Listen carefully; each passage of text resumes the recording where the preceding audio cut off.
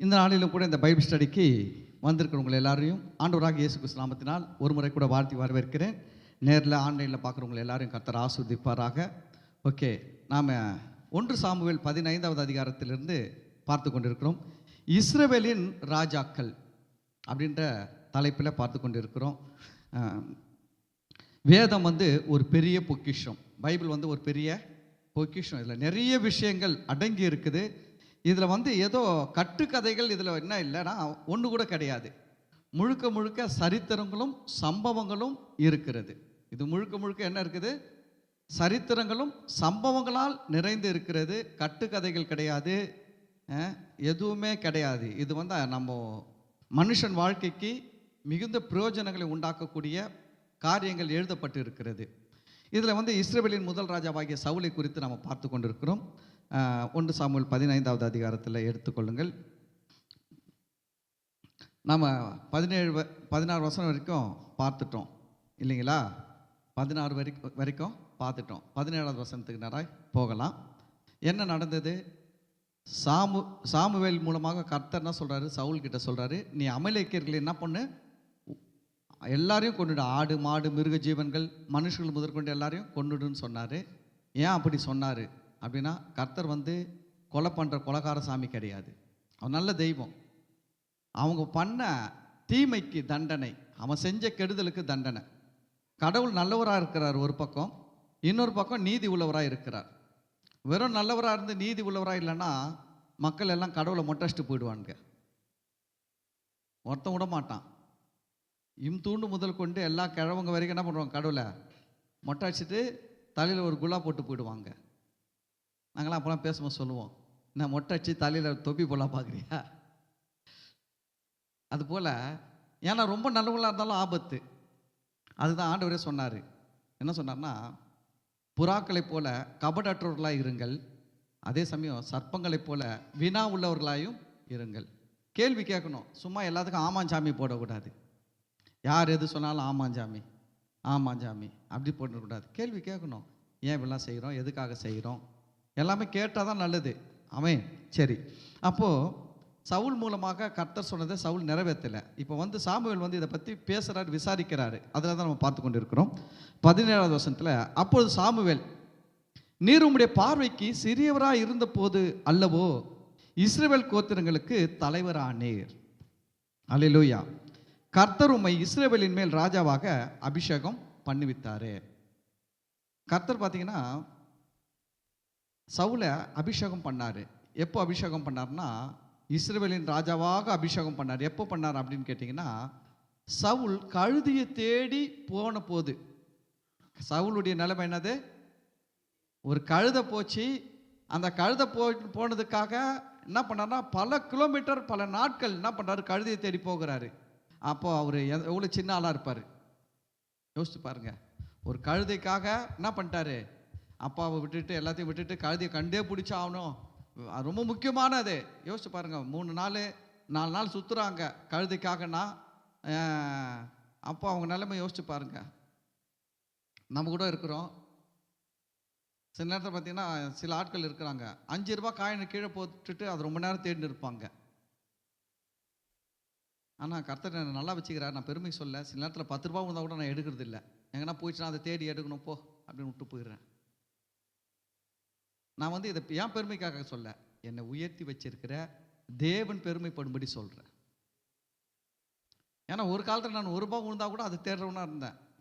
ஒரு காலத்தில் பார்த்தீங்கன்னா என் பாக்கெட்டில் எத்தனை ரூபாய் இருக்குதுன்ட்டு கணக்கு வச்சு எடுத்துன்னு போவேன். எத்தனை ரூபாய் எடுத்துன்னு போனேன்னா அத்தனை ரூபாய் அப்படியே எடுத்துன்னு வருவேன் வீட்டுக்கு. வீட்டிலேருந்து கிளம்பும் போது ஒரு 20 ரூபா போட்டுன்னு போனேன்னா ரிட்டர்ன் வரும்போது அந்த 20 ரூபா பத்திரமா அப்படியே வச்சு எடுத்துன்னு வருவேன். அப்படியும் வாழ்ந்துருக்கிறேன். ஆனால் கர்த்தர் பார்த்தீங்கன்னா நம்ம எல்லாரையுமே எப்போ தெரிந்து கொண்டார் தெரியுங்களா? நம்ம 1 ரூபா 2 ரூபா 5 ரூபா 10 ரூபாய்க்கெல்லாம் கஷ்டப்படுற காலத்தில் கர்த்தர் நம்மை தெரிந்து கொண்டார். ஏன்னா அவருக்கு ஒரு விருப்பம் உண்டு, அவருக்கு ஒரு திட்டம் உண்டு, அவருக்கு ஒரு நோக்கம் உண்டு. என்னன்னா, இவன் கையிலையே நான் ஆசீர்வாதத்தை கொடுக்க போகிறேன், இவன் கையில் என்ன பண்ண போகிறேன், நான் பொருளாதார ஆசீர்வாதத்தை கொடுக்க போகிறேன், பணத்தை கொடுக்க போகிறேன். அவனுக்கு நம்ம பாருங்கள், ஒரு காலத்துலலாம் அந்த ரூபாய் 2 ரூபாய்க்கெல்லாம் சண்டை போட்டு அடித்து கீழே தள்ளி இருக்கிறோம், ஃப்ரெண்டுங்களா அண்ணன் தம்பிங்களா எல்லாம் இல்லை. ஆனால் இப்போது எவ்வளோ ஆசீர்வாதத்தில் இருக்கிறோம். நான் ரட்சிக்கப்படும் போது இருந்ததையும் நான் நினச்சி பார்க்குறேன், நான் இன்னைக்கு இருக்கிறதையும் நினச்சி பார்க்குறேன். நான் ரட்சிக்கப்படும் போது நான் போட்டிருக்கிற துணிலாம் பார்த்தீங்கன்னா குமார் ஷர்ட்டில் தான் எடுப்பேன்.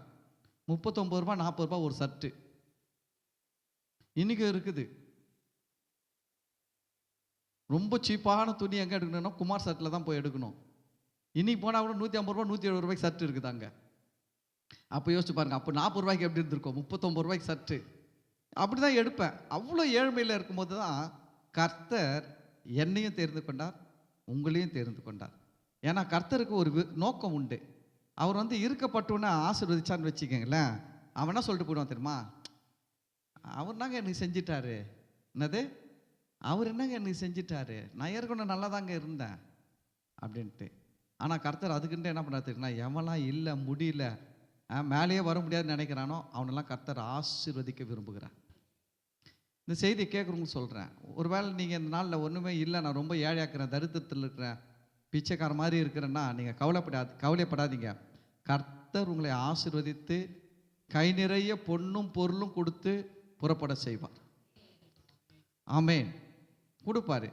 சில நேரத்தில் கர்த்தர் பார்த்தீங்கன்னா வியாதியில் மறிக்கிற நிலைமையில் இருக்கிறவங்களை கர்த்தர் சுகமாக்கி ஜீவனை கொடுத்து நிறுத்தி வைப்பார். ஏசாஸ் பாஸ்டர் வந்து சாட்சி சொன்னார் பார்த்தீங்களா, ஞாபகம் இருக்குங்களா? ஒரு பாஸ்டர் வந்து சாட்சி சொன்னார் பாருங்க, உயிரோடு இருக்கும் போதே டாக்டர் சொல்லிட்டாங்க, நான் போய் இருந்தேன் அவர்கிட்ட போய் ஜெபம் பண்ணுறேன், அவர் அன்கான்ஷியஸில் இருக்கிறார், சுயநினைவே இல்லை, அவர் நான் ஜெபம் பண்ணுறது அவருக்கு தெரியல, அவருக்காக ஜெபம் பண்ணுறேன். அப்போது அவர் ஜீவன் போய்டுன்னு சொல்லிட்டாங்க டாக்டரு. சொல்லிட்டாங்க விடிய காலம் 3 மணிக்கு கூட என்ன பண்ணாது, இந்த ஜீவன் இருக்காது, போயிடும். எல்லாம் போய் என்ன பண்ணுங்க, சாவுக்கு உண்டான வேலைகளை செய்யுங்க, சொந்தக்காரங்களாம் சொல்லுங்கன்ட்டாங்க. அவர் சொன்ன மாதிரி பாருங்கள், கூட பிறந்தவங்களாம் வந்து பாடியை கண்ணகி நகரில் வைக்கதா மானாமதியில் வைக்கதான்னு பேசியிருக்கிறாங்க. இவ்வளோ தான் மனுஷன். உயிரோடு இருந்தால் தான் அண்ணா அக்கா தம்பி எல்லாம் பேசுவாங்க. உயிர் போயிடுச்சுன்னா என்ன சொல்லுவாங்க, அது இது பாடி போனோம் அது இதுன்னு தான் பேசுவாங்க. அவ்வளோதான் மரியாதை. அது போய் சேர்ந்துச்சு விடு அப்படின்வாங்க, அது கொடுத்து வச்சது அவ்வளோதான்னுவாங்க. ஆனால் உயிர் இருக்கிற வரைக்கும் தாங்க நம்மளுக்கு எல்லாம் பேச்சுக்கும் மரியாதை, நம்மளுக்கு கனம் எல்லாமே. அப்போது மனுஷங்க என்ன பண்ணுறாங்கன்னா, செத்துட்டாங்கன்னா தூக்கி எங்கே அடக்கம் பண்ணுறது பேசியிருக்கிறாங்க. ஆனால் கர்த்தர் ஜீவனை கொடுத்து அவர் வச்சிருக்கிறாரு. அவர் சொல்கிறாரு, பார்த்தீங்க இன்றைக்கி தான் சொல்ல தெரியுங்களா, நான்லாம் செத்து என் லைஃப்லாம் முடிஞ்சு போச்சு, இனி இருக்கிற ஒவ்வொரு நாள் நான் யாருக்காக வாழ போகிறேன், கர்த்தருக்காக. ஏன்னா ஆண்டவர் பாருங்க, அவர் செய்கிறார். சுகவீனமாக இருக்கிறவனுக்கு கர்த்தர் சுகம் தருவார். உலகம் சொல்லும் முடியாது, நடக்காது, கிடைக்காது, வராது, உலகம் 1000 சொல்லும். ஆனால் உலகம் எப்படி முடிவு பண்ணியிருந்தாலும், உலகம் எப்படி சொன்னாலும் அதை மாற்ற ஆண்டவர் வல்லவராக இருக்கிறார். நம்ம அதை மறந்து போகக்கூடாது. நீங்களும் நானும் வணங்குகிற ஆண்டவர் உலகத்துக்கு ஆமேன் போடுகிறவர் கிடையாது, உங்கள் வார்த்தைகளுக்கு ஆமேன் சொல்லுகிறவர். பக்கத்தில் இருக்கிற பார்த்து சொல்லுங்க, உலகம் சொல்றதுக்கு கர்த்தர் ஆமேன் சொல்லல, நீங்க என்ன சொல்றீங்களோ அதுக்கு ஆமேன் சொல்றாரு. நான் ஒரு செய்தி கேட்டேன். அந்த செய்தியில் பார்த்தீங்கன்னா பால் யாங்கிச்சோ என்ன பண்ணுறாருன்னா, அவர் பால் யாங்கிச்சோ பற்றி எல்லாருக்கும் தெரியும், யாருக்குமே தெரியாது இருக்காது. பெரிய ஊழியக்காரரு. அவர் சர்ச்சுக்கு 10 லட்சம் பேருக்கு மேலே வராங்க, பெரிய சபை அதுதான். அதனால் அவர் ஒரு ஸ்டேட்மெண்ட்டு, அவர் வந்து ஒரு நண்பர் கூட போயிட்டு உக்காந்துன்னு இருந்தாருங்களாம். அவர் வந்து அவங்க நண்பர் வந்து பெரிய நியூராலஜிஸ்ட், நரம்பியல் நிபுணராக. என்னது, நரம்பியல் நிபுணர்.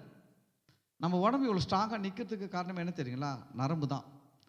நம்ம டாக்டர் வீட்டுக்கெல்லாம் போனீங்கன்னா பாருங்கள், கிளினிக்கெல்லாம் போனீங்கன்னா மனுஷன் உருவம் மாதிரி போட்டு உடம்பு ஃபுல்லாக நரம்பாக சுற்றி இருக்கும், நூலில் சுற்றின மாதிரி சுற்றி இருக்கும். இவ்வளோ நரம்புல தான் இந்த உடம்பே நிற்குது. அந்த நரம்புலாம் இல்லைன்னு வச்சுக்கோங்க, எல்லாம் கையெல்லாம் தானாக ஆடின்னு இருக்கும், நிற்காது, கை காலெலாம் கூட நிற்காது. அந்த நரம்பு தான் எல்லாவற்றையும் நிற்க வச்சிருக்குது. அந்த நரம்பியல் நிபுணர் சொன்னாராம், நம்ம நரம்புலாம் எப்படி வேலை செய்யுது அப்படின்னு சொல்கிறாராம். என்னன்னா, இந்த பிரெயினில் வந்து பார்த்தீங்கன்னா நிறைய நரம்புகள்லாம் இருக்குது தான். உடம்பு ஃபுல்லாக பிரெயின் தான் என்ன பண்ணுமா, எல்லா நரம்புகளுக்கும் சப்ளை எனர்ஜியை கொடுக்குமா எல்லாத்துக்குமே. அப்போ இந்த பிரெயினில் ஒரு பகுதி இருக்குதான், அதுதான் என்ன பண்ணுமா, அது என்ன முடிவு எடுக்கிறதோ அதை தான் எல்லா நரம்புகளும் மூளையில் ஒரு பகுதி எடுக்கிற முடிவை தான் எல்லாமே முடிவு எடுத்து செய்யுமா. உடம்புல இருக்கிற எல்லா ஸ்பேர் பார்ட்டும் முடிவு எடுத்து செய்யுமா நரம்பு மூலமாக. அந்த ஒரு பகுதி என்ன பகுதி அப்படின்ட்டு ஆராய்ச்சி பண்ணி அவங்க பார்த்துருக்குறாங்க. அது என்னன்னா, நாம் எதை பேசுகிறோம்ல, நம்ம பேசுகிறோம் பார்த்தீங்களா, அந்த பேசுறத கேட்குற ஒரு பகுதியா. அது என்ன பகுதி? நம்ம பேசுறத மூளையில் ஒரு பகுதி இருக்குதான், அது கேட்குதான். அது எதை கேட்குதோ அதை உடம்பு ஃபுல்லாக என்ன பண்ணுதான், சப்ளை பண்ணுதான். புரியுற மாதிரி சொல்கிறேன். நீங்கள் உங்கள் வாயில் பேசுகிறீங்க, எனக்கு முடியல, வயசாயிடுச்சு. உடனே மூளையில் அந்த பகுதி என்ன பண்ணுது, எல்லாத்துக்கும் என்ன பண்ணுதான், சப்ளை பண்ணுது. என்னன்னு, ஏன் இவங்களுக்கு என்ன இல்லை, முடியல, இவங்களுக்கு என்ன ஆயிடுச்சு, வயசாயிடுச்சு. உடனே எல்லா நரம்புகளும் எல்லா தசைகள் திசுகள் எல்லா எனர்ஜியும் எப்படி ஆகிடுதான் தெரியுங்களா, ஒர்க் பண்ண ஆகிடுதான் தெரியுமா. எனக்கு முடியல, எனக்கு வயசாயிடுச்சுன்னு சொன்னீங்க பார்த்தீங்களா, அதுக்கு ஏற்ற மாதிரி வேலை செய்ய ஆரம்பிச்சிருந்தான்.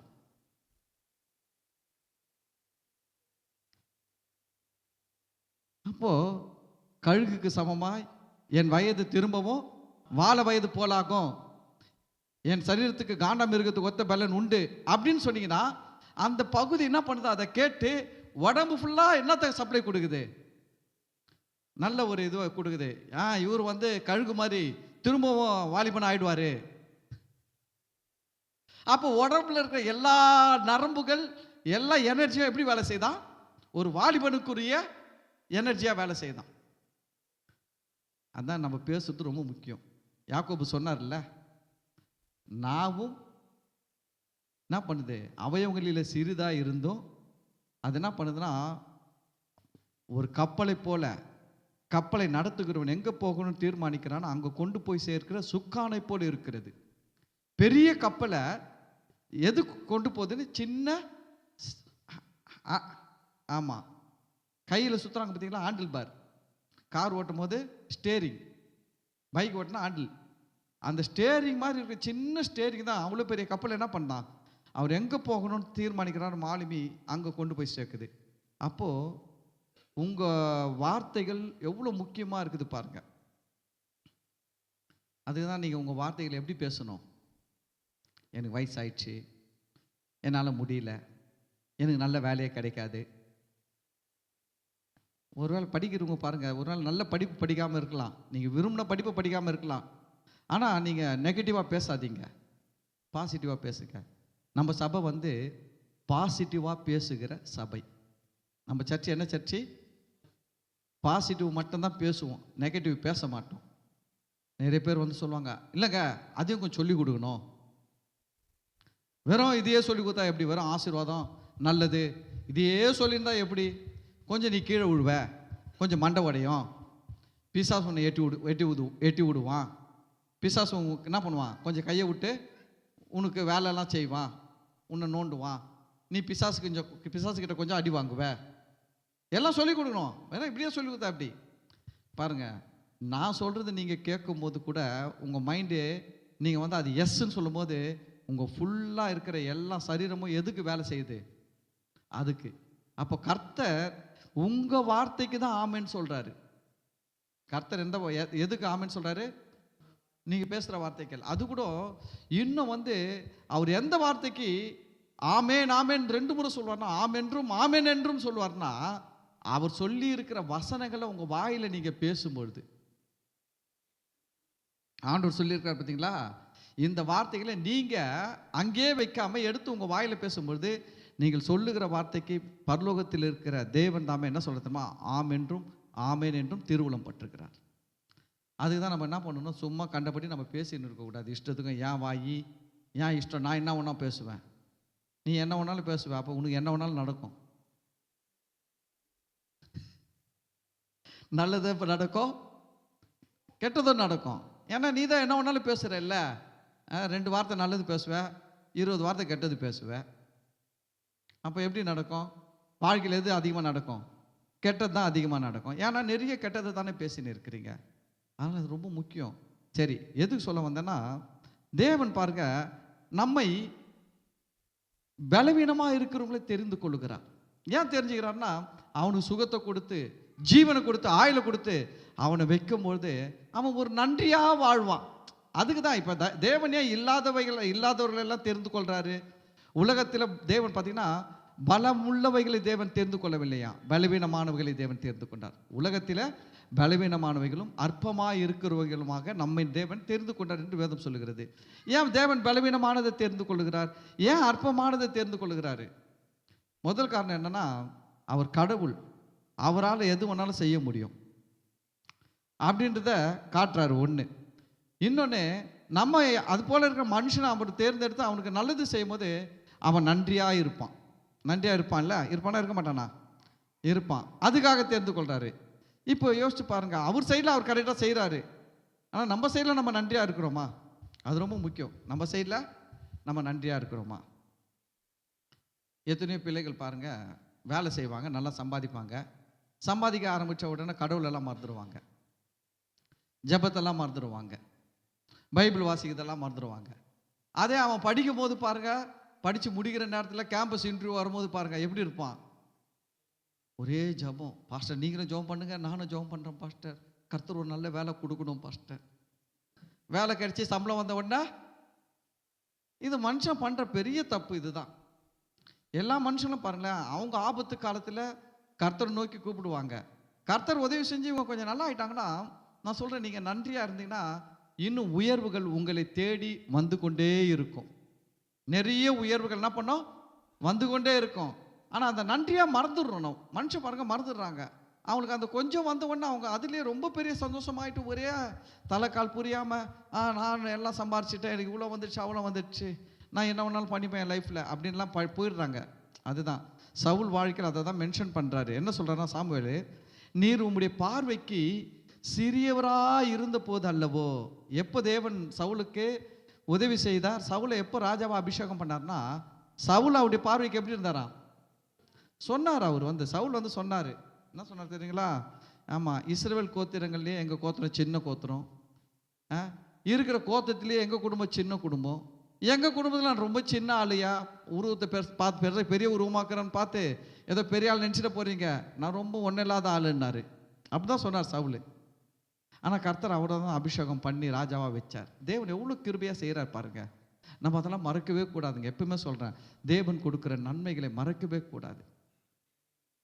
நேரம் கிடைக்கும் போது உட்காந்து ஜெபம் பண்ணுன்றோம். உங்களுக்கு ஜெபம் பண்ண ஒன்றுமே தோலைன்னா உட்காந்து ஆண்டவர் செஞ்ச நல்லதை மட்டும் யோசிச்சு பாருங்க. ரட்சிக்கப்படும் போது எப்படி இருந்தீங்க? எந்த குண்டால கஞ்சி குடிச்சுன்னு இருந்தீங்க? எந்த மாதிரி ஊறுகாய் வச்சு சாப்பிட்டு இருந்தீங்க? இப்போ எந்த மாதிரி தட்டில் சாப்பிட்றீங்க? எப்படிப்பட்ட பிரியாணி சாப்பிட்றீங்க? மட்டன் பிரியாணி, சிக்கன் 65, இது பத்தாததுக்கு எறா தொக்கு. யோசிச்சு பாருங்க, அப்போ எப்படி இருந்தோம்? அதெல்லாம் கொஞ்சம் நினச்சி பாருங்க. ஜெபம் பண்ண தெரியலன்னா, ஜெபம் பண்ண வரமாட்டேருந்துன்னா, கொஞ்சம் அந்த கிழிஞ்சி சொக்கா பட்டனுக்கு இல்லாத சொக்காக்கு பட்டன் தைச்சி, கொஞ்சம் கிழிஞ்சுத அது தெரியாதபடிக்கு தைச்சி அழகாக போட்டுன்னு போனீங்க பார்த்தீங்களா? அதெல்லாம் நினச்சி பாருங்க. இன்னைக்கு கர்த்தர் எப்படி வச்சிருக்காரு கொஞ்சம் யோசிச்சு பாருங்க. ஜபம் தானாக வரும், மறந்து போகக்கூடாது. ஏன் நான் மறக்கக்கூடாதுன்னா, அதை நினச்சி சில பேர் ரொம்ப அப்படி போயிடுவாங்க. சில பேர் எல்லாமே இருந்தாலும் எப்போ பார்த்தாலும் அதையே பேசின்னு இருக்குது. நான் ஒரு ஏழை, நான் ஒரு பரதேசி. அதுக்காக சொல்லலை, நன்றி வரணும், ஜபம் வரணும். அதுக்காக தான் இதை சொல்கிறேன். நினச்சி பாருங்கள். அதை நினச்சி பார்த்தோம்னா நம்ம ஆண்டவருக்கு நன்றியாக இருப்போம். அதை தான் சொல்கிறாரு. அப்போ சாமுவேல் சொல்கிறார், நீர் உம்முடைய பார்வைக்கு சிறியவராக இருந்த போது அல்லவோ இஸ்ரவேல் கோத்திரங்களுக்கு தலைவரானீர். கர்த்தர் உம்மை இஸ்ரவேலின் மேல் ராஜாவாக அபிஷேகம் பண்ணி வித்தாரு. எவ்வளோ நல்ல தெய்வம் பாருங்க. எவ்வளோ பேர் இருக்கிறாங்க அங்கே, எவ்வளோ பேர் இருக்கிறாங்க. ஆண்டவர் நினச்சிருந்தா என்ன பண்ணிருக்கலாம்? வேற யாருன்னா கூட என்ன பண்ணிருக்கலாம்? ராஜாவாக செலக்ட் பண்ணிருக்கலாம். அவர் செலக்ட் பண்ணுறதுக்குலாம் ஆளா இல்லை, அவ்வளோ ஆள் இருக்கிறாங்க. அதன் மத்தியில் தேவன் சவுலை தெரிந்து கொண்டார். உங்கள் ஒவ்வொருத்தரையும் நான் சொல்கிறேன் கேட்டுங்க. உங்களை விட திறமையானவங்க, உங்களை விட படித்தவங்க, உங்களை விட நல்லா பாடக்கூடியவங்க, உங்களை விட அதிகமாய் கர்த்தருக்காக உழைக்கக்கூடியவர்கள் இந்த உலகத்தில் இருக்கிறாங்க, எவ்வளோ பேர் இருக்கிறாங்க. ஆனால் கர்த்தர் அவங்கள தெரிந்து கொள்ள உங்களை தெரிந்து கொண்டார். ஏன் உங்களை தெரிஞ்சுக்கினாரு? கொஞ்சம் யோசிச்சு பாருங்க. நீங்கள் இப்படியே இருக்கிறதுக்காக தெரிந்து கொண்டார். ஆத்துமாக்களை ஆதாயம் பண்ணணும். இருக்கிறது ஒரு வாழ்க்கை, எல்லாம் வேகமாக ஓடுகிறது, எல்லா காலங்கள் வேகமாய் ஓடுகிறது, நாட்கள் வேகமாய் ஓடுகிறது, எல்லாமே மாறிக்கொண்டிருக்கிறது. முதல் மாதிரி இந்தியா கிடையாது. இன்னைக்கு சுவிசேஷத்துக்கு எதிர்ப்பு, ஊழியங்களுக்கு எதிர்ப்பு. புரியுதுங்களா? இப்படிப்பட்ட இந்த உலகத்தில் நம்ம பக்கத்து வீட்டில் இருக்கிற ஒரு 4 பேரையாவது நம்ம ஆத்தும ஆதாயம் பண்ணணும், விடக்கூடாது. வசனம் சொல்ற அழிந்து போகிற உலக பொருளினால உங்களுக்கு சிநேகிதரை சம்பாதியுங்கள். ஆண்டவர் சொன்னார், அழிந்து போகிற உலக பொருள். சாப்பாடு கொடுங்கங்க, ரசம் கொடுங்க, மீன் குழம்பு கொடுங்க, போகுது பரவாயில்ல. மீன் வாங்கும் போதே பக்கத்து வீட்டுக்காக 2 மீன் வாங்கி எக்ஸ்ட்ரா வாங்கி சமையல் பண்ணு. சொல்லுங்க, 2 மீன் எக்ஸ்ட்ரா வாங்கியிருக்கிற 2 ஆத்மா வரணும் ஆண்டவரே சபைக்கு. நான் சொல்றேன், இந்த உலகத்திலே சிறந்த சுவிசேஷம் ஆத்தும ஆதாய முறை எது தெரியுங்களா? சபைக்கு வருவங்க தாங்க. நீங்க இறங்கி வேலை செஞ்சாதாங்க இந்த சமுதாயம் மறுரூபமாகும்.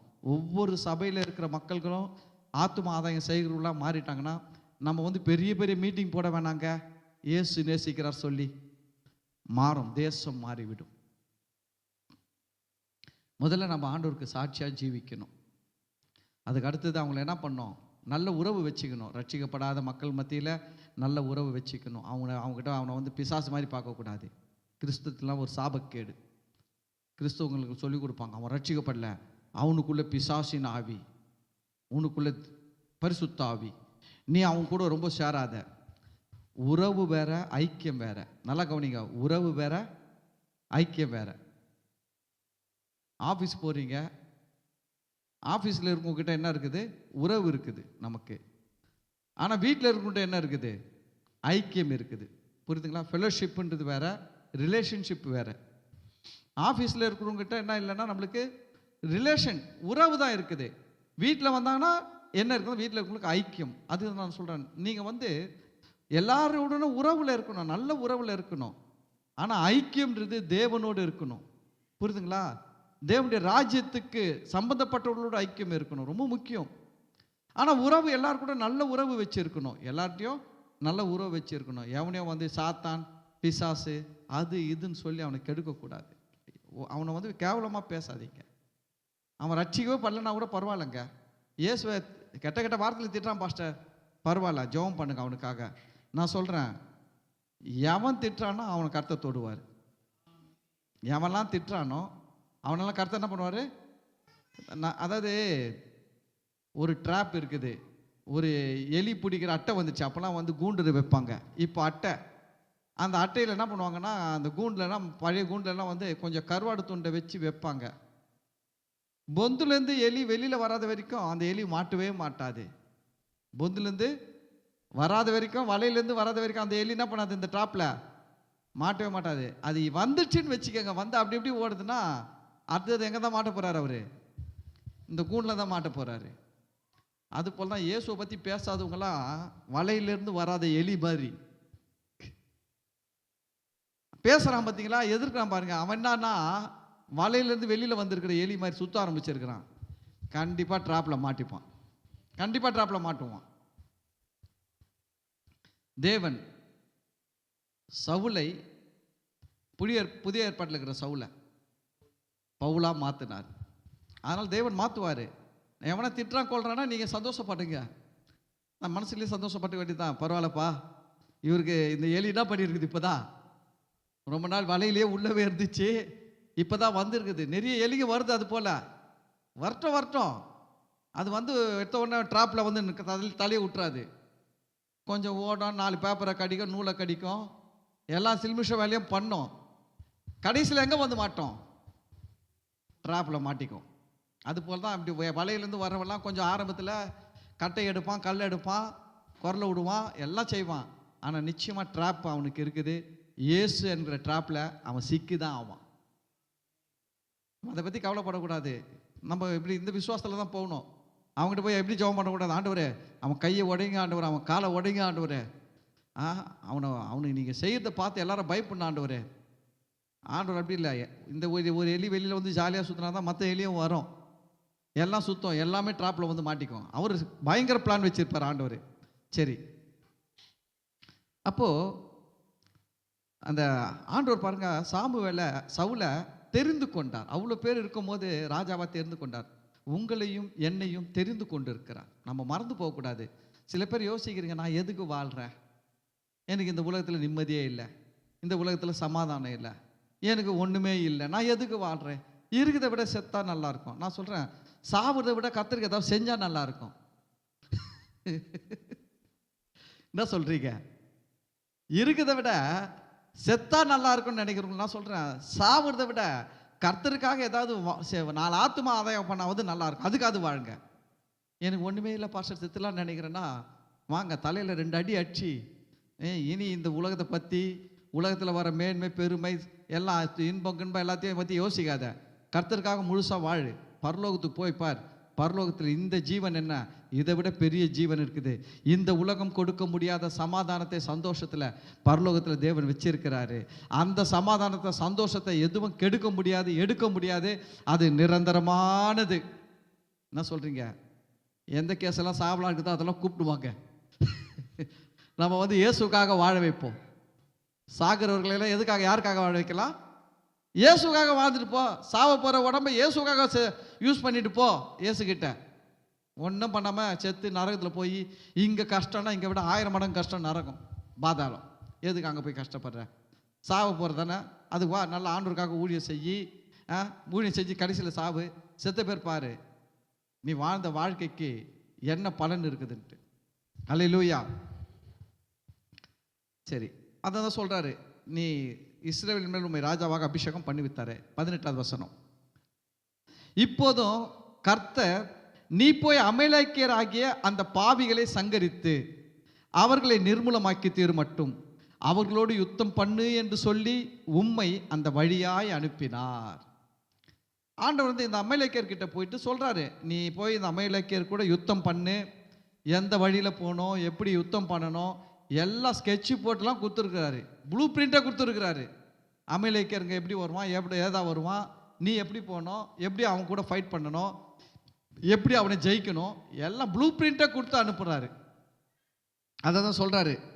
கர்த்தர் வந்து என்ன பண்ணாராம், பேசும்போது சொல்லியிருக்காரு. அந்த அமலேக்கியர்களை குறித்து சொல்லும்போது தான் சொல்கிறார், அந்த பாவிகளை சங்கரித்து. யாரை சங்கரிக்க சொல்கிறாரு? பாவினா யாரு? பாவினா யார் தெரியுங்களா? முதல்ல நல்லா தெரிஞ்சுக்கங்க. பீடி பிடிக்கிறோம் பாவி, சிகரெட் பிடிக்கிறோம் பாவி. நம்ம பார்வை எப்படி சொல்கிறீங்களா? பாவினா நம்ம யாரை சொல்கிற பாவின்னு சொல்லுவோம்? பீடி பிடிக்கிறவன், சிகரெட் பிடிக்கிறவன், சண்டை போடுறவன், புரியுதுங்களா, ரவுடி, கொலை பண்ணுறவன், கொள்ளை அடிக்கிறவன், இவனை தான் பாவின்னுவோம். ஆனால் இதெல்லாம் செய்யாத ஒருத்தர் என்ன சொல்லுவோம்? நல்ல வேணுவோம்.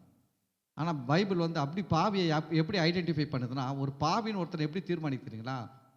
வானத்தையும் பூமியும் படைத்த சர்வ வல்லமையுள்ள கடவுளை யாரெல்லாம் ஏற்றுக்கொள்ளவில்லையோ அவர்களெல்லாம் பாவிகள் என்று வேதம் அடையாளப்படுத்துகிறது. அவன் பீடி பிடிக்காமல் இருக்கலாம், ஆனால் நம்ம என்ன சொல்ல தெரியுமா? அவன் நல்லவர் சார், அவர் பீடிலாம் பிடிக்க மாட்டார் சார், சிகரெட்லாம் பிடிக்க மாட்டார் சார், தண்ணிலாம் அடிக்க மாட்டார் சார், கொலைலாம் பண்ண மாட்டார் சார், நல்லவர் சார், அவர் உண்டு, அவர் வேலை உண்டு, ரொம்ப நல்ல மனுஷன் சார். இந்த சாவுலெல்லாம் போனால் சொல்லுவாங்க, சாவுலெல்லாம் போனால் சொல்லுவாங்க, என்ன தெரியுமா, ரொம்ப நல்ல மனுஷன் சார், செத்துட்டார் சார். ஏன் அவரை நல்லவன்றாங்க? அவர் பீடி பிடிக்க மாட்டார், சண்டை போட மாட்டார், ஒரு சன்மார்க்கம் உள்ள ஒரு சராசரியாக ஒரு மனுஷன் எப்படி நல்லா இருக்கணுமோ அது போல் ஒழுங்காக வாழ்கிறாரு. ஆனால் நீங்கள் ஆண்டவருக்கு முன்னாடி கொண்டு வந்தால் ஆண்டவர் நல்லவர் சொல்ல மாட்டார். ஏன்னா ஒரு வாலிபன் வந்தான், வந்து இயேசுகிட்ட சொன்னான், நல்ல போதகரே, நித்திய ஜீவனை சுதந்திரத்துக்கொள்ள நான் என்ன செய்யணும்னு கேட்டான். முதல்ல அவர் சொன்ன அந்த நல்ல போதகர்ன்றதே ஆண்டவர் பிரேக் பண்ணார். மனுஷனில் எவனுமே நல்லவன் கிடையாது, மனுஷனில் எவனுமே நல்லவன் கிடையாது, தேவன் ஒருத்தர் தான் நல்லவர் அப்படின்னு சொல்லி பிரேக் பண்ணார். அப்போ நம்ம யோசிச்சு பார்க்கணும், அப்போ பாவிகள்னா யார்? இந்த வேதம் பாவிகள்னு யாரை முதல்ல அடையாளப்படுத்துதுன்னா, இயேசுவை ஏற்றுக்கொள்ளாத அனைவருமே பாவிகள் தான். அதுக்கு அப்புறம் தான் அவனுடைய செயல்கள். அதில் வந்து சில பேர் கொஞ்சம் ஒழுங்காக இருப்பான், சில பேர் ஒழுங்கில்லாமல் இருப்பான். அந்த பாவத்தின் செயல்கள், ஆனால் ஒழுங்காக இருக்கிறவனுக்குள்ளேயோ பாவத்தின் செயல்கள், அந்த பாவத்தின் வேர் இருக்கும். அவன் வெளி உலகத்துக்கு நல்லவனா வெள்ளை துணியை போட்டுக்கின்னு வெள்ளை ஃபேன் ஷர்ட் போட்டுக்கின்னு வெளியில் நல்லவனா போயிட்டு வரலாம். ஆனால் உள்ள என்ன வேர் தான் இருக்கும்? என்ன வேர் தான் இருக்கும்? பாவம் என்கிற வேர் இருக்கும். ஏன்னா அவன் பாவி. பாவிக்குள்ள என்ன இருக்கும்? பாவத்தின் வல்லமைகள் இருக்கும். இருக்குமா இருக்காதா? சகப்பு லிப்டிக் போடுறோம்னு சொல்கிறேன். சகப்பு லிப்டிக் போட்டிங்கன்னா உதடு எப்படியா இருக்கும்? இப்போ லிப்டிக் நிறைய கலரில் வந்து போச்சு. ஏன் அது சகப்பு போட்டால் சகப்பு தான் வரும். ஏன்னா அதில் சாறு என்ன தான் போட்டுக்கிறாங்க? அந்த கலர், ஒவ்வொரு கலருக்கு ஏற்ற மூலப்பொருள் அதில் என்ன இருக்குதுன்னா அடங்கி இருக்குது. புரியுதுங்களா? நீங்கள் அந்த சகப்பு லிப்டிக் மேலே வெள்ளை பேப்பர் சுற்றிடுங்க. வெளியிலேருந்து பார்த்தா ஒரு ஜரிகை, வெள்ளை ஜரிகை பேப்பர் சுற்றிட்டீங்க. இப்போ வெளியிலேருந்து பார்க்கறதுக்கு எப்படி தெரியுது? லிப்டிக் எப்படி தெரியுது? வெள்ளையாக தெரியுது. ஆனால் தடுவுனா என்ன கலர் தான் வரும்? சகப்பு தான் வரும். அதுபோல் தான் மனுஷன் என்ன தான் உடை உடுத்திக்கினாலும் சரி, ரொம்ப நல்ல மாதிரி தன்னை காட்டிக்கினாலும் சரி, அவன் கடவுளை, வானத்தையும் பூமி படைத்த கடவுளை ஏற்றுக்கொள்ளாத வரைக்கும் அவனுக்குள்ள அந்த பாவத்தின் சுபாவங்கள் இருக்கும். பாவத்தின் தன்மைகள் இருந்து கொண்டே இருக்கும். ஆனால் நம்ம என்ன பண்ணுறோம் தெரியுங்களா? கிறிஸ்தவங்களை பாவின ஒன்று நம்மளுக்கு யார் தான் பாவிகள் ஞாபகம் வராங்கன்னா, இந்த ரோட்டு ஓரம் குடிசைகளில் இருக்கிற மக்கள் தான் நம்ம பார்வைக்கு யார் ஞாபகம் வருது? பாவி ஞாபகம் வருது. அதனால் நம்ம காகிதத்தெல்லாம் எடுத்துன்னு எங்கே ஓடுறோம்? பாவிங்களை போய் ரட்சிக்கணும்னு இயேசு சொன்னார். பாவிங்கிட்ட கொடுக்க போகிறோம். நான் கேட்குறேன், பங்களாவில் இருக்கிறான் பாருங்க, பென்ஸ் காரில் போயின்னு, BMW கார் போயின்னு, அவனும் பாவி தான். அவன் ஒன்றா நல்ல ஏசி காரில் போகலாம், நல்ல கோட் ஷூட்டு போட்டிருக்கலாம். ஆனால் உள்ளே இருக்கிற சரக்கு என்னது? பாவி என்கிற சரக்கு. அவனுடைய தன்மையே என்ன? பாவி தான் அவன். எதனால அவன் பாவி? 1000 பேருக்கு அன்னதானம் கொடுக்கலாம், ஆனாலும் பாவி தான். 1000 ஆசிரமம் நடத்தலாம், அநாத ஆசிரமம் வச்சு நடத்தலாம், ஆனாலும் அவன் யார் தான்? பாவி தான். ஏன் பாவி என்று வேதம் சொல்லுகிறதுனா, வானத்தையும் பூமியும் படைத்த தெய்வத்தை ஏற்றுக்கொள்ளாதவனை தேவன் அவருடைய பார்வையில் பாவி என்று தீர்மானிக்கிறார். அல்லேலூயா. அப்போ நம்ம சுவிசேஷம் எப்படி சொல்லணும்? பணக்காரனுக்கும் சுவிசேஷம் சொல்லணும், ஏழைங்களுக்கும் சுவிசேஷம் சொல்லணும், தண்ணி அடிக்கிறவனுக்கும் சுவிசேஷம் சொல்லணும். தண்ணி அடிக்காதவன் நல்லவன் விட்டுறக்கூடாது.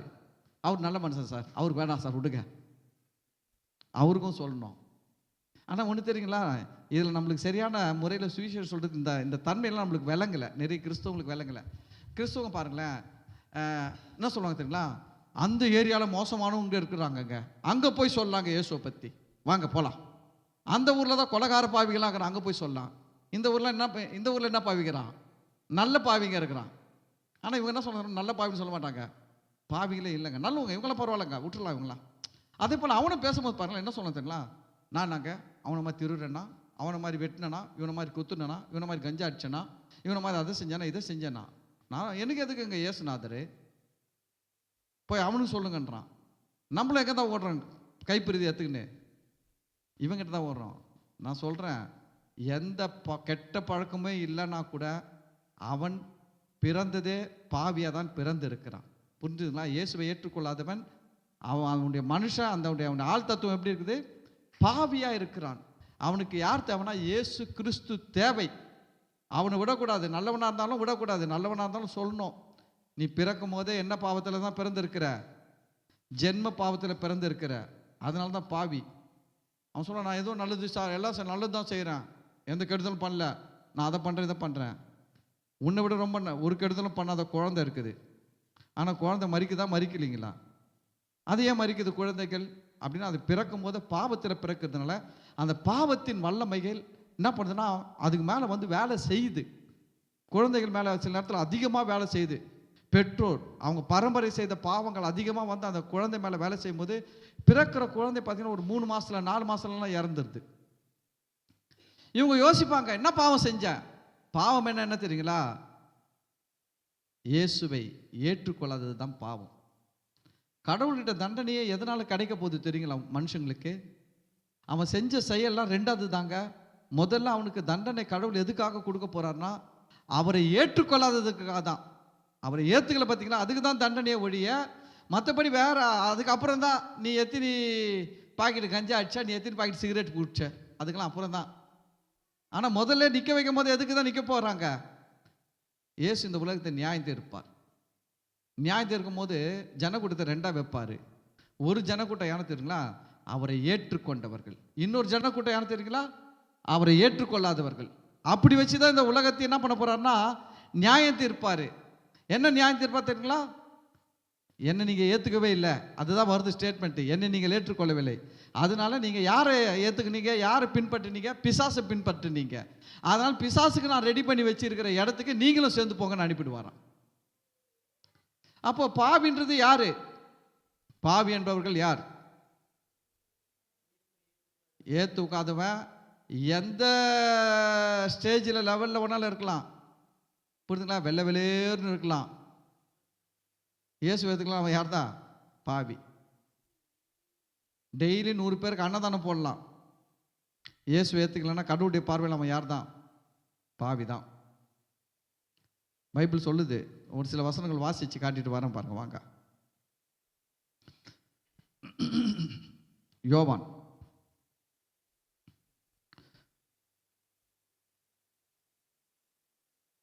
3வது அதிகாரம்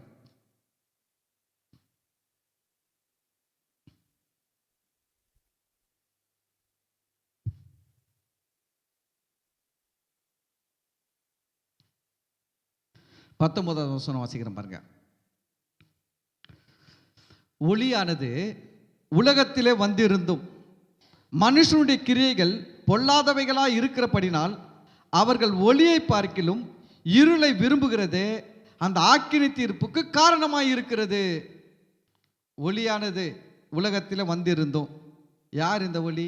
ஆண்டவராகிய இயேசு கிறிஸ்து. இந்த ஒளி யாரு? ஆண்டவராகிய இயேசு கிறிஸ்து. ஆனா மக்கள் அந்த ஒளி உலகத்தில் வந்திருந்தோம், மனுஷனுடைய கிரியைகள் எப்படி இருக்குதா? பொல்லாதவைகளா இருக்கிறபடினால் அவர்கள் ஒளியை பார்க்கிலும் இருளை விரும்புகிறார்கள். எதை விரும்புறானா? எதை விரும்புறான்? அதுதான் அவன் பாடுறான்.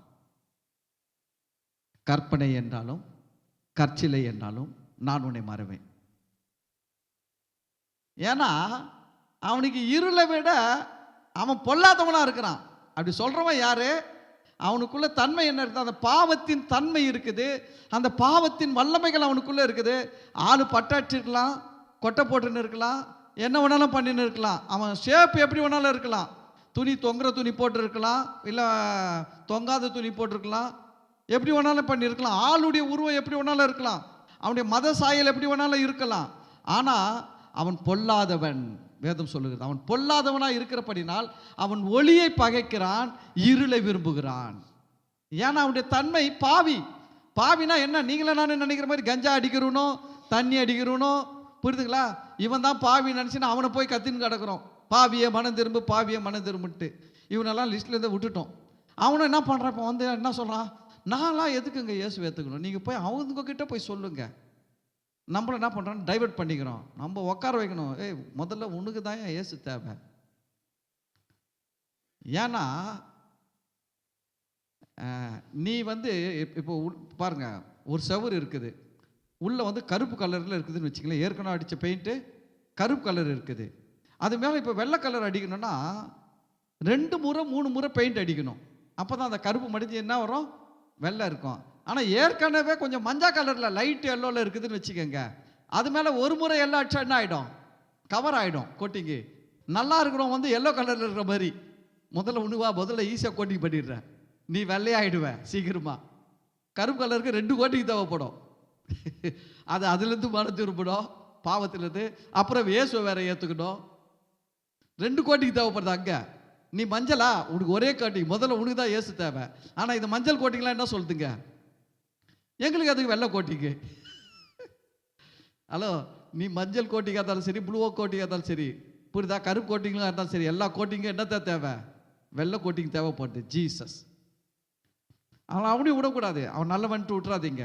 அவனையும் உட்கார வச்சு இயேசுவை பற்றி சொல்லுங்க. சரி, 20வது வசனம் பாருங்க. பொல்லாங்கு செய்கிற எவனும் ஒளியை பகைக்கிறான், தன் கிரியைகள் கண்டிக்கப்படாதபடிக்கு ஒளியினிடத்தில் வராதிருக்கிறான். எங்க வராம இருக்கிறானா? இயேசுகிட்ட வரமாட்டேன்றான். ஏன்னா இயேசுகிட்ட வந்தால் இவன் செய்கிற பொல்லாத கிரியெல்லாம் இவர் வந்து நிறுத்துன்னுவார், செய்யாதன்னுவார். அதனால் அவன் வரமாட்டேன்றான். சரி, 17வது வசனம் பாருங்க. 18 படிக்கிறேன். அவரை விசுவாசிக்கிறவன் ஆக்கினைக்குள்ளாக தீர்க்கப்படான். யார? இயேசுவை விசுவாசிக்கிறவனுக்கு என்ன இல்லையா? ஆக்கினை தீர்ப்பு இல்லை. யாரை விசுவாசிக்கிறவங்களுக்கு? நீங்க இயேசுவை விசுவாசிக்கிறீங்களா? அப்போ உங்களுக்கு என்ன இல்லை? யாருன்னா நீ நரகத்துக்கு போனாலும் போயிடுவேன்னா அவங்களுக்கு எந்த வசனத்தை எடுத்து காட்டணும்? 3:18 16 எல்லாருக்கும் தெரியும். 3:16 எல்லாருக்குமே தெரியும். ஆனால் 3:16 விட 18 பவர்ஃபுல் வேர்ட்லாம் இருக்குது. 3:18 நீங்கள் எடுத்து காட்டணும். நான் இயேசுவை விசுவாசிக்கிறேன், நான் ஆக்கினைக்குள்ளாக என்ன பண்ண மாட்டேன். அவன் சொல்லுவாங்க, நீ என்ன அவ்வளோ யோகியமா, நீ என்ன அவ்வளோ ஜெபம் பண்ணிட்டியா, நீ என்ன அவ்வளோ பைபிள் படிச்சிட்டியா? இங்கே பைபிள் அப்படியே போட்டுக்குது. இவ்வளோ பைபிள் படித்தா ஆக்கினை தீர்ப்பு இல்லை, இவ்வளோ ஜெபம் பண்ண ஆக்கினை தீர்ப்பு இல்லைன்னு போட்டுக்குதா, இல்லை இயேசுவை விசுவாசிச்சா ஆக்கினை தீர்ப்பு இல்லைன்னு போட்டுக்குதா? இப்போ இவங்க எதை வச்சு கேட்குறாங்க? எதை வச்சு கேட்கணுமோ அதை வச்சு கேட்கல. எதை வச்சு கேட்கக்கூடாதோ அடிப்படையை அதை வச்சு கேட்டுக்கிறாங்க. நீ எங்கேருந்து எடுப்பாங்கன்னா இதெல்லாம் எடுப்பாங்க, நான் பார்த்து தான் வந்துக்கிறேன். இயேசு சொன்னார், 1 மணி நேரமாவது என்னோடு கூட விழித்து இருக்கக்கூடாதா? நல்லா கவனிங்க, ஜெபம் பண்ணக்கூடாதான்னு கூட கேட்கல.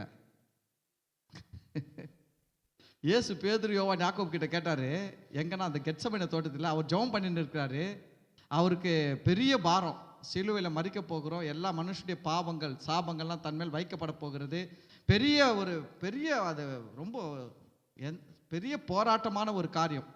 இவ்வளோ பெரிய பாடுகளில் போய் நிற்க போகிறோம் நம்ம. அதுக்காக அவர் அந்த பாரத்தோடு ஜெபம் பண்ணுகிறாரு. இந்த 3 பேரையும் கூப்பிட்டு போயிட்டு என்ன ஜெபம் பண்ண சொன்னால், ஜெபம் பண்ண கூட சொல்ல, வாங்கப்பா வந்து கொஞ்ச நேரம் இருங்க, எனக்கு கொஞ்சம் சப்போர்ட் பண்ணுங்கன்னாரு. என்ன பண்ண சொன்னார்? எனக்கு கொஞ்சம் சப்போர்ட்டாக இருங்கப்பா அப்படின்னாரு. இப்போ நான் எங்களையும் உங்களை கூப்பிட்டு போகிறேன், ஒரு 3 பேர் வாங்க என் கூட, ஒரு ஆள் பிரச்சனை பண்ணுறான் கேட்கலான்ட்டு. நீங்கள் 3 பேர் கூட வந்து நிற்கணுமா? என்னை மட்டும் தனியாக அனுப்பிட்டு நீ எங்கன்னா படுத்து தூங்கின்னு இருக்கணுமா? சொல்லுங்க. தூங்கிட்டா நான் என்ன கேட்பேன்? ஒரு 10 நிமிஷம் வந்து நிற்க மாட்டேன் கூட? கேட்க மாட்டேனா? உன்னை அங்கேருந்து கூப்பிட்டு வந்தது எது கூப்பிட்டு வந்தேன்?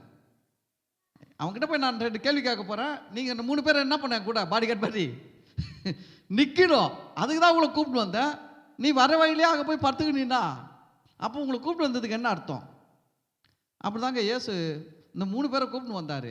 அவர் பெரிய சிலுவையில் மறிக்க போகிற பெரிய ஒரு காரியத்தை நிறைவேற்ற போகிற அந்த உலகத்தில். அதனால் அவர் என்ன பண்ணுறாரு, அந்த பிதா கிட்ட ஜெபம் பண்ணுறாரு. பிதாவே, இந்த பாத்திரம் என்னை விட்டு நீங்க கூடுமானால் நீங்கும்படி எனக்கு உதவி செய்யும் சொல்லிட்டு, ஆகிலும் என்னுடைய சித்தத்தின்படி அல்ல உம்முடைய சித்தத்தின்படி ஆகட்டும்னு சொல்லி ஜெபம் பண்ணுறாரு. அப்போ இந்த பேதுரு, யோவான், யாக்கோபு என்ன பண்ணின்னு இருக்கணும்? எப்படி சப்போர்ட் பண்ணணும்? எப்படி சப்போர்ட் பண்ணணும்? ஆமேன் ஆமேன் 2 வார்த்தை சொல்லியிருக்கணும். கரெக்டுங்களா? இப்போ நான் ஜெபம் பண்ணுறேன், நான் ஜெபம் பண்ணும்போது என் கூட நீங்கள் சப்போர்ட் பண்ணுறது எப்படி சப்போர்ட் பண்ணுவீங்க? எல்லாம் 2 கல்லு தூக்கி நிற்கணுமா? எப்படி சப்போர்ட் பண்ணுறது என் ஜெபத்துக்கு? நான் ஜெபம் பண்ணுறதை நீங்கள் கேட்டு நீங்கள் என்ன பண்ணணும்? ஆமேன் ஆமேன் ஆண்டவரே, அப்படியே நடுங்கட்டும் ஆண்டவரே, செய்யுங்க ஆண்டவரே, பாஸ்டர் ஜெபம் பண்ண மாதிரி அப்படின்னா நீங்கள் எனக்கு என்ன பண்ணுறீங்க? கூட இருக்கிறீங்கன்னு அர்த்தம். நீங்கள் பாட்டு அப்படியே ஒரு பெட்ஷீட் போட்டு தூக்கின்னு இருந்தா நீங்கள் என்ன பண்ணுறீங்க? எனக்கு சப்போர்ட் பண்ணல. ஃபர்ஸ்ட் என்ன பண்ணல? சப்போர்ட் பண்ணல. என்ன பண்ணிருக்கிறீங்க? நீங்கள் பாட்டு தூங்கினீங்க. அப்போ என்ன என் மேலே என்ன இல்லைன்னா உங்களுக்கு ஒரு அக்கறை இல்லை, நான் செய்கிறத பற்றி உங்களுக்கு என்ன இல்லைன்னா அதை பற்றி ஒரு இதுவே இல்லை. அப்போது எனக்கு கோவம் வருமா வராதா? நான் கூப்பிட்டு வந்தது எதுக்கு கூப்பிட்டு வந்தேன்? நான் 2 வார்த்தை ஜெபம் பண்ணால் ஆமேன் ஆமேன்னு சொல்கிறேன்னு சொல்லி உங்களுக்கு கூப்பிட்டு வந்து உட்கார வச்சா, நீங்கள் உட்காந்துக்கினே தூங்கின்னு இருந்தா நான் என்ன பண்ணுவேன்? தட்டி கேட்பேனா கேட்க மாட்டேனா? என்னப்பா உன்னை இதுக்காக கூப்பிட்டு வந்தேன், 2 ஆமேன்னு சொல்லுவேன், சப்போர்ட் பண்ணுவேன் ஆண்டு என் கூட ஜெபத்தில்னு பார்த்தா நீ என்ன பண்ணுகிற? தூங்கிட்டு. அதுதான் சொன்னார், ஒரு மணி நேரம் கூட உன்னால் முடிச்சுட்டு இருக்க முடியாதா கேட்டார். அதுக்கு தான் கேட்டார், 1 மணி நேரமாவது விழித்து இருக்கக்கூடாதா அப்படின்னு கேட்டது எதுக்காக கேட்டார்? எனக்கு நீ என்ன பண்ணு, நான் பண்ணுற ஜெபத்துக்கு நீ உன் காதால் கேட்டு உன் மனசில் ஆம் பிதாவே, நீங்கள் உங்களுடைய குமாரனாகி கிறிஸ்துக்கு செய்யுங்க ஆண்டவரே, அவர் சொல்ற ஜெபத்தை கேளுங்க பிதாவே, நீங்கள் செய்யுங்க பிதாவே, அவருக்கு உதவி செய்யுங்க அப்படின்னு நீ சொல்கிறதுக்காக உன்னை கூப்பிட்டு வந்தான். எல்லாம் தூங்கி நிற்கிறாங்க 3 பேரும். ஆண்டவர் ஃபர்ஸ்ட் முறை வந்து பார்த்தாரு. பேதுருவே நித்திரை பண்ணுகிறாயான்னு கேட்டார். பேதுரு தான் மாட்டிப்பார் எல்லாத்துலேயும். பேதுருவை நித்திரை படுகிறாயிரம் பேபன்னு முழிச்சாரு. திரும்பி போயிட்டாங்க. போய் ஜெபம் பண்ணாரு. திரும்ப வந்தார். திரும்ப வந்து பேதுரு தான் கேட்டாரு, 1 மணி நேரமாவது விழித்து இருக்கக்கூடாதான்னாரு. திரும்பி போயிட்டாரு.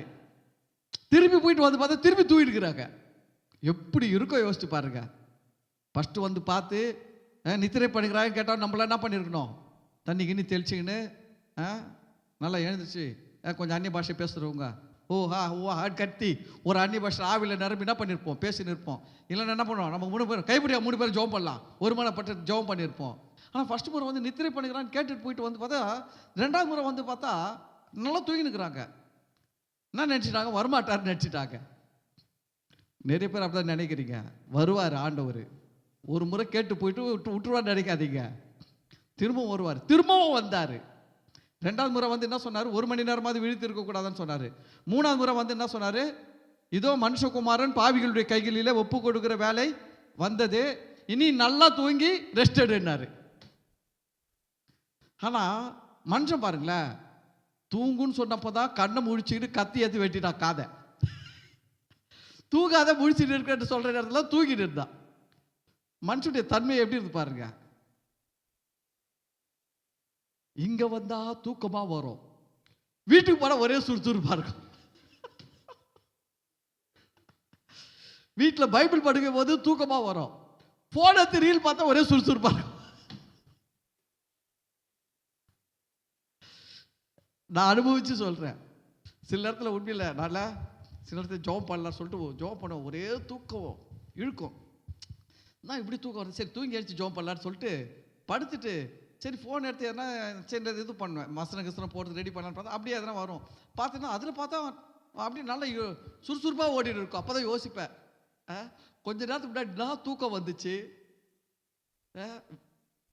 தூங்கணும்னு முடிவு பண்ணோம். ஆனால் இப்போ என்ன பண்ணல, தூக்கம் வரல. அப்படி தான் அவங்களுக்கு தூக்கம் வந்தப்போ ஏசுனார் வந்து தூங்குறீங்களா கேட்டப்போ நல்லா தூங்குனாங்க. தூங்காதையா இப்போ நல்லா தூங்குன்னு சொல்லும் போது சுறுசுறுப்பாக எழுச்சி காதை வெட்டிட்டார் பேதுரு. இதுதான் மனுஷன் தன்மை. சரி, எதுக்கு சொல்ல வரேன்னா, இந்த நரகம் போறேன்னு சொல்றவங்களாம் எது சொல்லுவாங்கன்னா, இயேசு சொன்னார் 1 மணி நேரமாவது விழித்து இருக்கக்கூடாதான்ட்டு, அதனால் நீ 1 hour கூட ஜெபம் பண்ணலன்னா நீ ஒரு கிறிஸ்தவன் இல்லை, நீ பரலோகம் போக மாட்டேன்ருவாங்க. பைபிள் வசனம் எங்கேயுமே அப்படி சொல்லலை. இந்த பைபிளில் முதல் பேஜிலிருந்து கடைசி பேஜ் முற்றிட்டு அப்படின்னு போட்டிருக்கோம். அந்த கடைசி பேஜ் வரைக்கும் ஒரு எழுத்துல கூட என்ன நீ 1 மணி நேரம் கூட ஜெபம் பண்ணலனா பரலோகம் போக மாட்டேன்னு போடவே இல்லை. ஆனா நரகம் போவேன் எங்க போட்டுக்குது தெரியுங்களா? நரகம் போவேன் எங்க போட்டுக்குது தெரியுங்களா? இங்க போட்டுக்குது பாருங்க, அவரை விசுவாசிக்கிறவன் ஆக்கினைக்குள்ளாக தீர்க்கப்படான். அப்ப அவரை விசுவாசிக்கிறவன் எங்க போயிடுவான்? நரகத்துக்கு போயிடுவான். கவனிங்க, இப்ப பரலோகம் போறதுக்கும் நரகம் போறதுக்கும் என்னதான் பிரச்சனை? விசுவாசிக்கிறது. யாரை விசுவாசிக்கிறது? இயேசு விசுவாசிக்கிறது என்ன? அவரை ஏற்றுக்கிறது தாங்க அர்த்தம். புரியுதுங்களா? இயேசுவை ஏற்றுக்கொள்ளும் போது அந்த மனுஷங்க நரகம் போக மாட்டாங்க. நீங்கள் இயேசுவை ஏற்றுக்கினீங்க, நானும் சன இடத்துலாம் எடுத்துட்டீங்கன்னா சந்தோஷமாக வாழ கற்றுக்கங்க. சும்மா எங்கன்னா உக்காந்துன்னு யாரும் டிவியில் பேசுவாங்க, அதை கேட்டு வீட்டில் போய் கிச்சனில் போய் ஒழிச்சிக்காதீங்க. அவர் அங்கேருந்து கை நீட்டி பேசுவார், நீ நரகம் போக போகிற. நம்ம ஆளுக்கு ஓடி போய் கிச்சனில் ஒழிச்சு எட்டி பார்க்குறாத, எப்போ முடியும்னு தெரியல அவருது மெசேஜ். அதில் வேற முடிச்சுட்டு பேர் வந்து பயங்கரமாக பேசுகிறார். இல்லை என்ன பயங்கரமாக பேசுகிறார்? ஒரு சத்தியத்தையும் பேசலை அவரு. சத்தியம் அப்படியே போட்டுக்குது. 1 மணி நேரம் கூட நீ ஜெபம் பண்ணலன்னா நரகம் போயிடுவேன், வாரத்தில் 2 நாள் உபவாசம்னா நரகம் போயிடுவேன், அப்படியே பைபிளில் போட்டுக்குது. பைபிளில் இல்லாததெல்லாம் பேசினாரு. அதை போய் என்ன சொல்கிறது நம்ம ஆளுங்க, சத்தியம் எப்படி எவ்வளோ கடினமாக பேசினார்ப்பா, அவர் பெரிய பரிசுத்தவானு. திட்டி பேசினா பெரிய பரிசுத்தவானு. இது பைபிள்லேருந்து எடுத்து பேசினா அவர் பெரிய பரிசுத்தம், அவரு ஒரு பாஸ்டர், அவள் தான் விடுங்க அவரை அப்படின்ட்டு. கவனிங்க, சத்தியத்தை அறிவீர்கள், சத்தியம் உங்களை விடுதலை ஆக்கும். வசனம் சொல்ற, அவரை விசுவாசிக்கிறவன் ஆக்கினைக்குள்ளாக தீர்க்கப்படான். விசுவாசியாதவனோ தேவனுடைய ஒரே பேரான குமாரனுடைய நாமத்தில் விசுவாசம் உள்ளவனாயிராதபடியினால் அவன் ஆக்கினை தீர்ப்புக்கு உட்பட்டு ஆயிற்று. அல்லேலூயா. விசுவாசிக்கிறவன் ஆக்கினை தீர்ப்புக்கு இல்லை.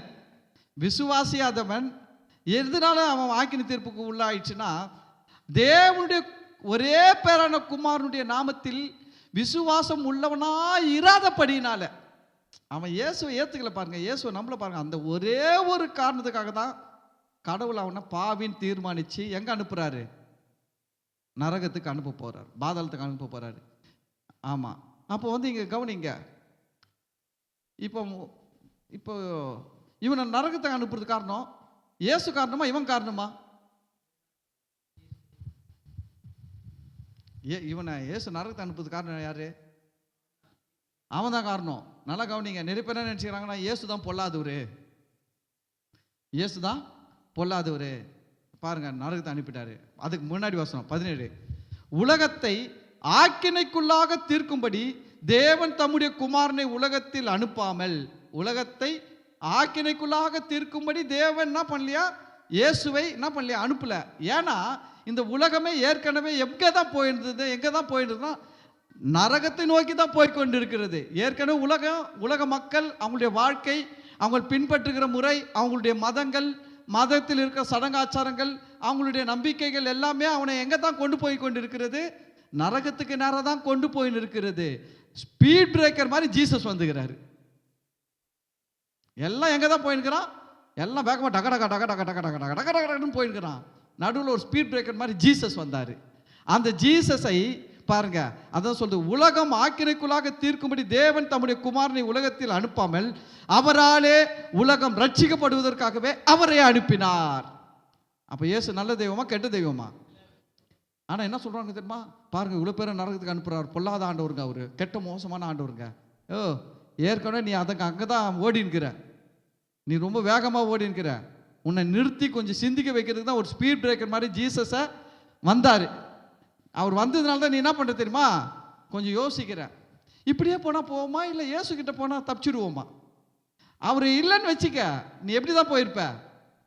மந்தியா போய் சேர்ந்துருப்ப. இவர் ஸ்பீட் பிரேக்கர் மாதிரி வந்ததுனால தான் இப்போ நீங்களாம் நாங்களாம் ரட்சிக்கப்பட்டு அந்த ஸ்பீட் பிரேக்கர் ஏறி இறங்கி வேகத்தை குறைச்சி இங்கே திரும்பிட்டோம். இல்லைன்னா நம்மளால எப்படியோ ஓடி இருப்போம், பயங்கர ஸ்பீடில் ஓடி போய் சேர்ந்துட்டு இருப்போம். இயேசுவால உலகம் ஆக்கினைக்குள்ளாக தீர்க்கிறதுக்காக அனுப்பலங்க, உலகம் ரட்சிக்கப்படுவதற்காக தான் இயேசுவை அனுப்பினார். அல்லேலூயா. இயேசு வந்தது உலகத்தை நரகத்துக்கு ஆக்கினைக்குள்ள தீர்க்கிறதுக்கு வரலங்க, ஏற்கனவே ஆக்கினை தீர்ப்புக்குள்ள இருக்கிறவனை ரட்சிப்பதற்காக, காப்பாற்றுவதற்காக தான் இயேசு வந்தார். இப்போ அவரை ஏற்றுக்கிறவன் காப்பாற்றப்படுவான், ஏற்றுக்காதவன் அவன் ஏற்கனவே போய் இந்த திசையில் போய் எங்கே தான் விழ போகிறான்? டமாலும் போய் நரகத்தில் விழ போகிறான். அதை தான் வசனம் சொல்லுது. இங்கே அவர் யாரையும் ஒன்றும் பண்ணல, ஏற்றுக்கிறவங்கள மட்டும் என்ன பண்ணுறாருன்னா லிஃப்ட் பண்ணி மேலே கூப்பிட்டு போயிட போகிறாரு. யாரெல்லாம் இயேசு ஏற்றுக்கிறீங்களோ அவங்களால என்ன பண்ண போகிறாரு? அழகாக லிஃப்ட் பண்ணி கூப்பிட்டு போக போகிறார். ஆமென், அல்லேலூயா. அப்போ ஆண்டவர் உங்களை என்னெல்லாம் என்ன பண்ணிடுறாரு? தெரிந்து கொண்டார். உங்களை என்னெல்லாம் என்ன பண்ணார்? தெரிந்து கொண்டார். பாவிகள் கிடையாது, நீங்கள் நான்லாம் பாவிகள் கிடையாது. உங்களை வந்து எந்த பாஸ்டர் பாவின்னு சொன்னார்னா தயவு செஞ்சு உட்காந்து அந்த பிரசங்கத்தெல்லாம் கேட்டுன்னு இருக்காதீங்க. உங்களை திட்டலாம், ரட்சிக்கப்பட்டவங்களை திட்டலாம். நீ ஒரு சாட்சியாக இருக்க மாட்டேன்ற, நீ ஒரு ஊழியம் செய்ய மாட்டேன்ற, 4 ஆத்தும ஆதாயம் பண்ண மாட்டேன்ற, தேவனுடைய ராஜ்யத்தில் இவ்வளோ செலவு இருக்குது, நீ ஒன்றும் கொடுக்க மாட்டேற, கருமையாக இருக்கிற, கஞ்சனாக இருக்கிற அப்படின்னு உங்களை திட்டலாம். தப்பு கிடையாது, அது திட்டுறதுக்கு கண்டனம் பண்ணுறதுக்கு அவங்களுக்கு உரிமை இருக்குது. அது வந்து சன்மார்க்க போதனை செய்யலாம். ஆனால் கண்டம் பண்ணக்கூடாது. உங்களை கவனிங்க, கண்டனம் பண்ணுறது வேற, கண்டம் பண்ணுறது வேற. கண்டனம் பண்ணி பேசலாம், கண்டம் பண்ணி பேசக்கூடாது. கண்டம் பண்ணி பேசுனா சில பேர் சொல்லுவாங்க, நீ நரகத்துக்கு தான் போகிற, நீ பரலோகத்துக்கு போவே மாட்ட. கர்த்தர் உன் பேரை ஜீவ புஸ்தகத்திலேருந்து என்ன பண்ணிட்டாரு? கிறுக்கிட்டாரு. கிறுக்கும் போது இவர் தான் கூப்பிட்டு பக்கத்தில் வச்சு காட்டினாரு. கர்த்தர் கிறுக்கும் போது யாரை வச்சு காட்டினாரு? இவரை தான் கூப்பிட்டு காட்டினார். தவிர இவர் பேரை கிறுக்கிட்டேன் பார்த்துக்கோ. அப்படி பேசுவாங்கங்க சில பேர். அதனால நான் சொல்கிறேன், இயேசுவை ஏற்றுக்கொண்டது பெரிய பாக்கியம். இயேசுவை விட்டுறக்கூடாதுங்க. எப்பவுமே லைஃப்பில் எந்த சூழ்நிலையிலையும் எதை வேணாலும் விடலாம், ஜீசஸை விடவே கூடாது. அவர் ஏற்றுக்கொண்டது பெரிய பாக்கியம், அது ஒரு பெரிய ஸ்லாக்கியம். நம்ம நல்லா வாழணும். ஆமென். நம்மளாம் பாவி கிடையாது, அதை ஞாபகம் வச்சுக்கோங்க. அப்புறம் நீங்கள் பாவினா உங்கள் மூளையில் அந்த ஒரு பகுதி கேட்டு எல்லாத்துக்கும் என்ன சப்ளை பண்ணுறோம்? என்ன சப்ளை பண்ணுறோம்? பாவின்னு சப்ளை பண்ணுறோம். பாவி என்ன செய்வான்? பாவம் செய்வான். பாவி என்ன செய்வான்? பாவம் தானே செய்வான். பாவி என்ன போவான்? பாவம் செய்வான். மாங்காய் மரம் என்ன பழம் கொடுக்கும்? ஆப்பிள் பழமாக கொடுக்கும்? பலாப்பழம் கொடுக்குமா? இல்லை தர்பூசணி கொடுக்குமா? மாங்காய் மரம் என்ன கொடுக்கும்? மாம்பழம் தான் கொடுக்கும். அப்போ நீ பாவி பாவின்றதை கேட்டு நீயும் நானும் ஒரு பாவி நீ சொன்னா, இந்த பாடி ஃபுல்லாக மைண்டு ஃபுல்லாக எதுக்காக ஒர்க் பண்ணோம்? பாவம் செய்கிறதுக்கு தான் ஒர்க் பண்ணோம். அப்போ நீங்கள் உங்களை என்ன பேசணும்? நான் இயேசுவின் ரத்தத்தினால கழுவப்பட்டு பரிசுத்தமாக்கப்பட்டு நீதியாக்கப்பட்டு அவருடைய கிருபையினால் அவருடைய பிள்ளையை மாற்றப்பட்டு இருக்கிறேன்.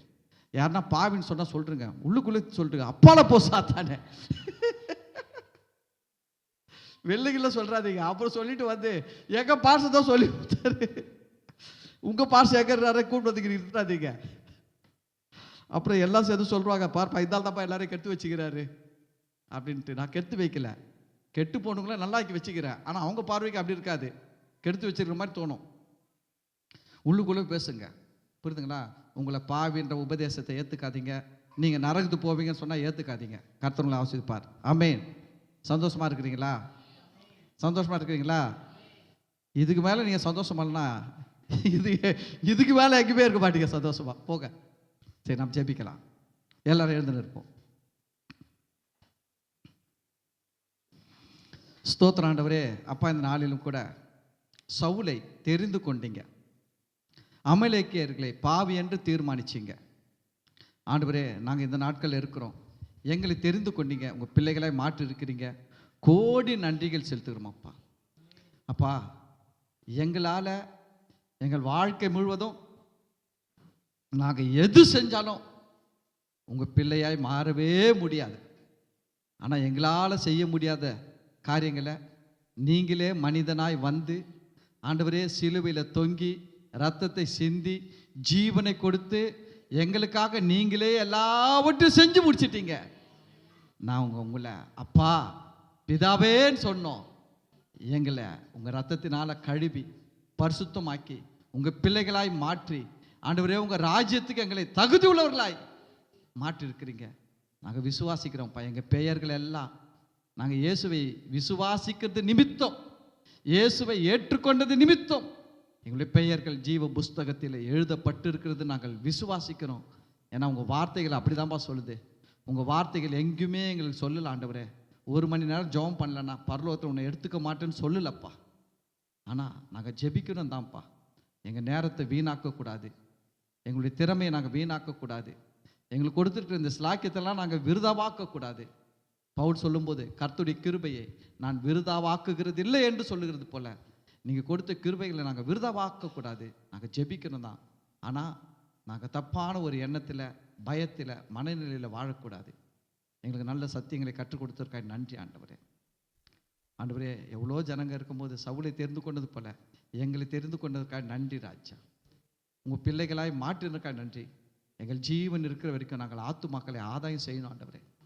அழிந்து போகிற ஆத்துமாக்களை ஆதாயம் செய்யணும் ஆண்டவரே. உங்கள் ராஜ்யத்தில் நாங்கள் வரும்போது நாங்கள் மட்டும் வரக்கூடாது, ஒரு திரள் கூட்ட ஜனங்களை உங்கள் பரலோக ராஜ்யத்தில் கொண்டு வந்து சேர்க்கிறவர்களாய் நாங்கள் வாழ எங்களை ஒப்பு கொடுக்குறோம். எங்களை ஒவ்வொருத்தரையும் பயன்படுத்துங்கப்பா. அப்பா, உங்கள் கிருபை தந்து பயன்படுத்துங்கப்பா.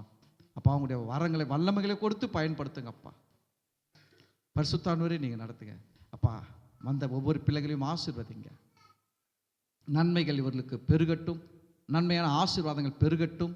ஆண்டவரே, உங்களுடைய பிள்ளைகள் விரும்புகிற நன்மைகள் இவர்களுக்கு வரட்டும். உங்களுடைய பிள்ளைகள் விரும்புகிற சுகம் வரட்டும், சமாதானம் வரட்டும், சந்தோஷம் வரட்டும், வெற்றி வரட்டும். ஆண்டவரே, விசேஷமாக பொருளாதாரம் வரட்டும் என்று இயேசுவின் நாமத்தில் ஜெபிக்கிறேன். ஆண்டவர், உங்களுடைய பிள்ளைகள் விரும்பாத காரியங்கள் எல்லாம் இவர்களை விட்டு விலகி போகட்டும்.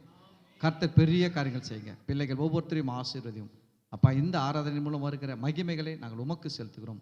ஆண்டவராகிய இயேசு கிறிஸ்து நாமத்தில் ஜெபிக்கிறோம், நன்றி செலுத்துகிறோம் நல்ல பிதாவே, ஆமென். என் ஆத்துமாவே கர்த்தரை ஸ்தோத்திரி, என் முழு உள்ளமே அவர் பரிசுத்த நாமத்தை ஸ்தோத்திரி.